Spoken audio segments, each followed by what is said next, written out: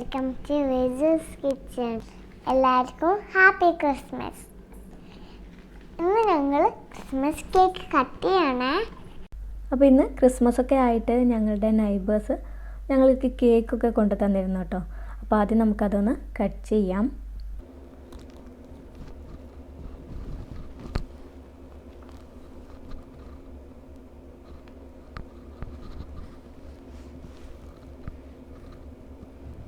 തിന്നട്ടെ.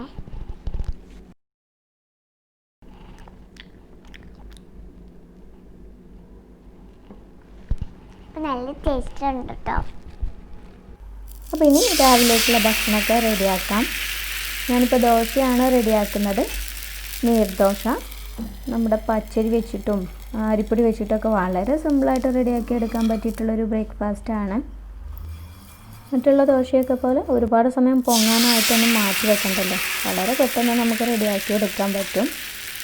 ഇതിൻ്റെ കൂടെ ഞാൻ തേങ്ങാ ചട്നിയാണ് കേട്ടോ റെഡിയാക്കുന്നത്. നല്ലൊരു കോമ്പിനേഷനാണ് ഈ ദോശയിലേക്ക് തേങ്ങാ ചട്നി. അപ്പോൾ അതിൻ്റെ വീഡിയോ ഞാൻ മുമ്പ് അപ്ലോഡ് ചെയ്തിട്ടുള്ളത് കൊണ്ടാണ് വീണ്ടും കാണിക്കാത്തത്. അപ്പോൾ വീഡിയോ കാണാത്തവർക്ക് ലിങ്ക് ഞാൻ ഡിസ്ക്രിപ്ഷൻ ബോക്സിൽ കൊടുത്തിട്ടുണ്ട്. അപ്പോൾ അതൊന്ന് കണ്ടു നോക്കിയാൽ മതി. രാവിലെ ഭക്ഷണമൊക്കെ കഴിച്ച ശേഷം ഞാനൊരു ചിക്കന് ക്ലീൻ ചെയ്ത് വെച്ചിട്ടുണ്ട്. ഇത് മസാലയൊക്കെ തേച്ച് വെക്കണം. രാത്രിയിലേക്ക് ഗ്രിൽ ചെയ്യാൻ വേണ്ടിയിട്ടുള്ളതാണ്. ഇതുപോലെ രാവിലെയൊക്കെ മസാല തേച്ച് വെക്കുകയാണെങ്കിൽ രാത്രിയൊക്കെ ആകുമ്പോൾ നന്നായി മസാലയൊക്കെ പിടിച്ച് കിട്ടും. അല്ലെങ്കിൽ തലേന്ന് തന്നെ റെഡിയാക്കി വെക്കാം. ഇതിൻ്റെ വീഡിയോയും ഞാൻ മുമ്പ് അപ്ലോഡ് ചെയ്തിട്ടുള്ളതാണ്. അപ്പോൾ ഇതിൽ കൂടുതലായിട്ട് കാണിക്കണില്ല. അപ്പോൾ വീഡിയോ കാണണമെന്നുള്ളവർക്ക് ഡിസ്ക്രിപ്ഷൻ ബോക്സിൽ ലിങ്ക് കൊടുത്തിട്ടുണ്ട്. നല്ല ടേസ്റ്റി ആയിട്ടുള്ളൊരു ചിക്കൻ ടർക്കിഷ് ഗ്രില്ലാണ്. അപ്പോൾ എല്ലാവരും എന്തായാലും ഒന്ന് ട്രൈ ചെയ്ത് നോക്കിക്കോളൂ. അടിപൊളി ടേസ്റ്റാണ്. അപ്പോൾ മസാലയൊക്കെ റെഡി ആയിട്ടുണ്ട്. അപ്പോൾ ഇനി ചിക്കനിലേക്ക് മസാലയൊക്കെ തേച്ച് വെക്കാം.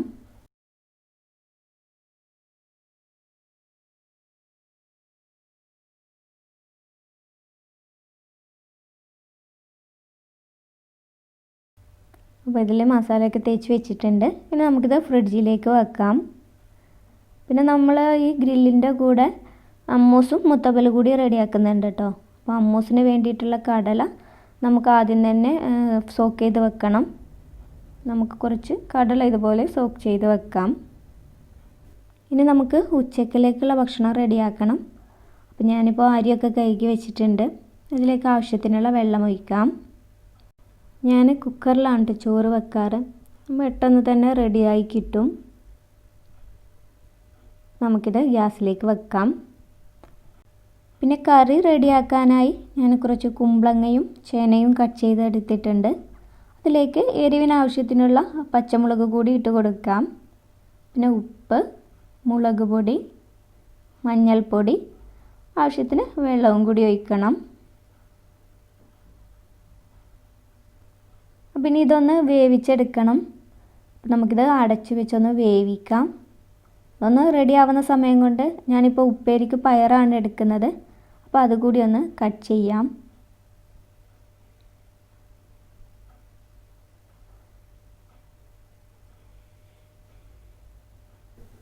ഇതൊന്ന് ഏകദേശം വെന്ത് വരുന്ന സമയത്ത് നമുക്കിതിലേക്ക് പുളി പിഴിഞ്ഞൊഴിക്കണം. അപ്പോൾ ആവശ്യത്തിനുള്ള പുളി പിഴിഞ്ഞൊഴിക്കാം. പുളി ഒഴിച്ച ശേഷം നമുക്കിത് വീണ്ടും തിളപ്പിച്ചെടുക്കണം. അപ്പോൾ നമുക്ക് അടച്ച് വെച്ച് വീണ്ടും ഒന്ന് തിളപ്പിച്ചെടുക്കാം. അപ്പോൾ ആ സമയം കൊണ്ട് നമ്മുടെ ചോറും റെഡി ആയിട്ടുണ്ട്. അപ്പോൾ നമുക്കിതിലെ വെള്ളമൊക്കെ ഒന്ന് കളഞ്ഞെടുക്കാം. പിന്നെ കറിയിലേക്കുള്ള അരപ്പ് റെഡിയാക്കാൻ വേണ്ടി കുറച്ച് തേങ്ങയിലേക്ക് ചെറിയുള്ളി, ചെറിയ ജീരകം അതൊക്കെ ഇട്ട് കൊടുത്ത ശേഷം നമുക്കിതൊന്ന് മിക്സിയിൽ അരച്ചെടുക്കണം. കുറച്ച് വെള്ളവും കൂടി ചേർത്ത് നന്നായി അങ്ങ് അരച്ചെടുക്കാം.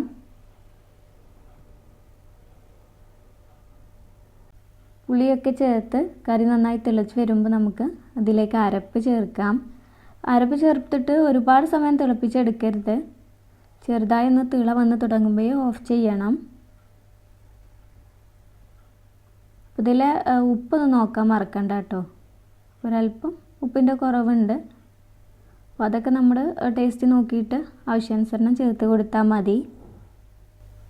അപ്പോൾ കറിയൊക്കെ ചെറുതായി തിള വന്നിട്ടുണ്ട്. നമുക്ക് ഓഫ് ചെയ്ത് വെക്കാം. നമുക്കിതിലേക്ക് വറവിട്ട് കൊടുത്താൽ മതി. ഒരൽപ്പം ഓയിലോ വെളിച്ചെണ്ണയോ എടുത്തിട്ട് അതിലേക്ക് കടുകും കറിവേപ്പിലയും ഇട്ട് വറവിട്ട് കൊടുക്കണം.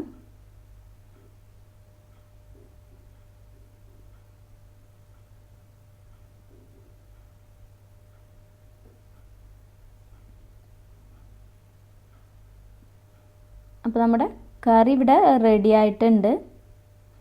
പിന്നെ നമ്മൾ ഉപ്പേരിയാണ് റെഡിയാക്കുന്നത്. നമ്മൾ നേരത്തെ പയറൊക്കെ കട്ട് ചെയ്ത് വെച്ചിട്ടുണ്ടല്ലോ. പിന്നെ ഒരല്പം ഓയിലോ വെളിച്ചെണ്ണയോ എടുത്ത് കുറച്ച് ചെറിയുള്ളി മൂപ്പിച്ചെടുക്കാം. പിന്നെ കട്ട് ചെയ്ത് വെച്ചിട്ടുള്ള പയർ, എരിവിന് ആവശ്യത്തിനുള്ള പച്ചമുളക്, ഉപ്പ് ഇതൊക്കെ ഇട്ടിട്ട് നമുക്ക് പയർ കൂടി റെഡിയാക്കാം.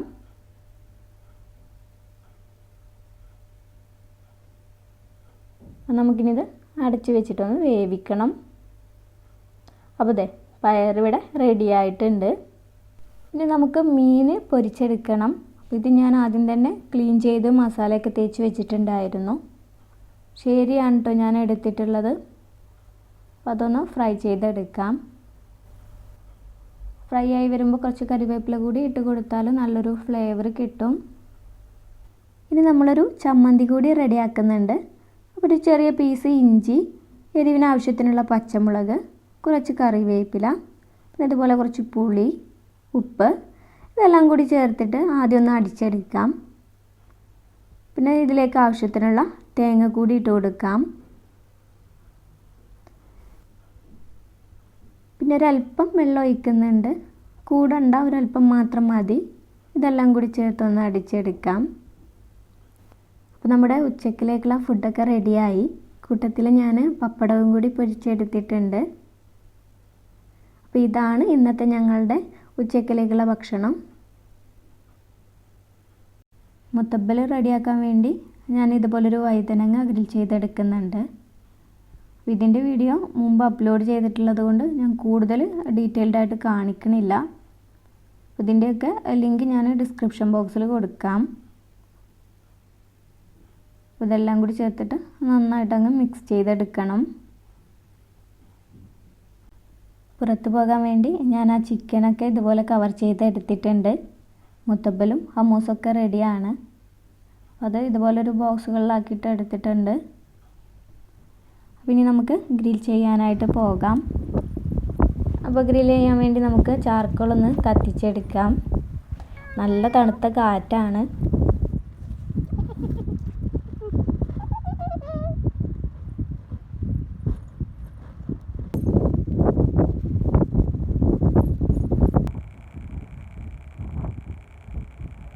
ഗ്രില്ല് റെഡി ആവുന്നുണ്ട്. അപ്പോൾ കൂട്ടത്തിൽ നമുക്ക് ഫെസുവിന് വേണ്ടി കുറച്ച് ജ്യൂസ് കൂടി അടിച്ചെടുക്കാം.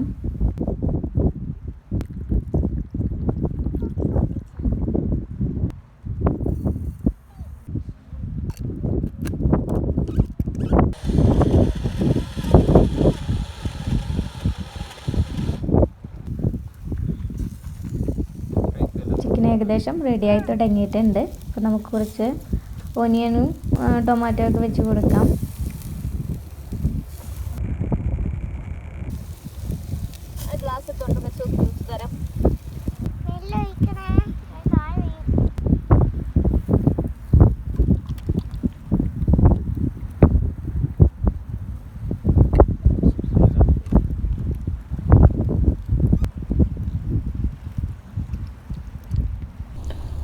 ഉമ്മയോളം കരുണയുള്ള വേറെ തുണയുണ്ടോ? ഉമ്മയേക്കാൾ സബൂറേറെ ഉള്ളവരുണ്ടോ? ഉമ്മയോളം കരുണയുള്ള വേറെ തുണയുണ്ടോ? ഉമ്മയേക്കാൾ സബൂറേറെ ഉള്ളവരുണ്ടോ? ഉമ്മയാണ് എന്നുമെൻ്റെ ഉറ്റ സഹായി. ഉലകിലില്ല മറ്റൊരാളും എൻ്റെ കൂട്ടായി. ഉമ്മയാണ് എന്നുമെൻ്റെ ഉറ്റ സഹായി.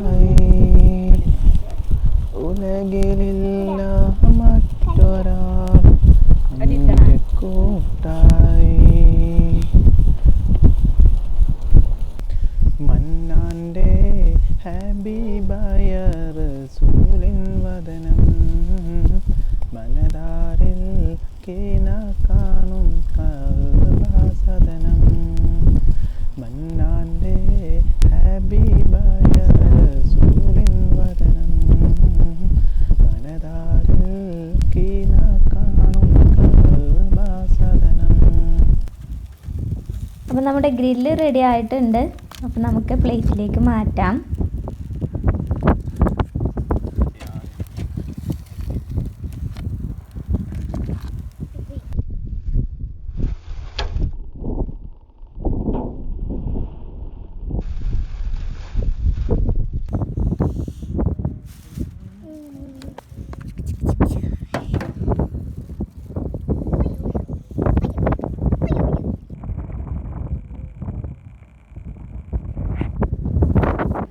അടുത്ത വീഡിയോ ആയിട്ട് ഞാൻ വീണ്ടും വരും. കാണാൻ മറക്കരുതേ.